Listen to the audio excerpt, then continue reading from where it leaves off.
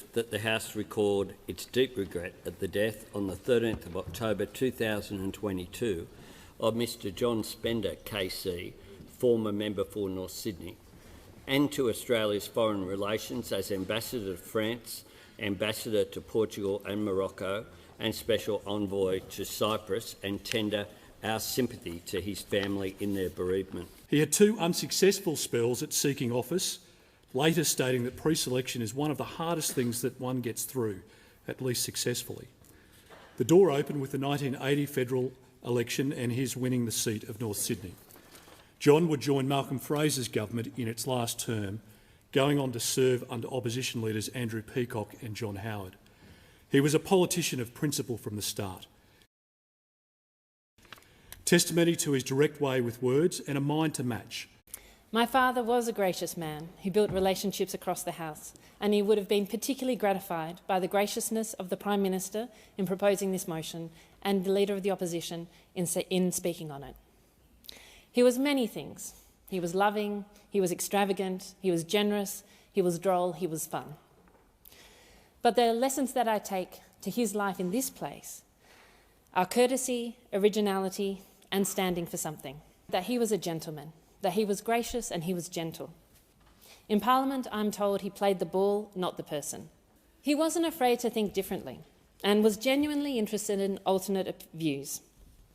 He and his father spent many Sunday afternoons debating the events of the day with a whiskey and encouraged us as kids to do the same without the whiskey. You could change his mind with a good argument. However, reflecting on his political career, he was proudest of the times that cost him, where he stood up, however quixotically. He crossed the floor to protect witnesses to access justice. He wrote a piece against his own government's foreign policy that was then quoted by the opposition leader. And he defended Laurie Oakes's right to call politicians drunks and bludgers, and led to the parliamentary privilege as reforms that allowed the press to call us, frankly, many other things now, for which I'm sure they are extremely grateful. And then it was over. I remember the day that he lost his seat, sitting together at breakfast, writing a list of things that we could do now that he was out. It was a very difficult time for him, rebuilding his life outside this place. That it will be over, and be ready for that too. 35 years ago, my father gave a condolence speech in the House for his father, my grandfather, who also served in federal parliament. There is a certain poignancy in that, though if any of my children stand for parliament, I know it will be time to get my affairs in order.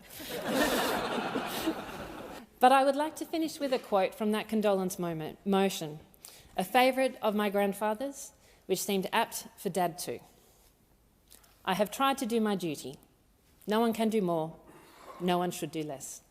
I thank the House.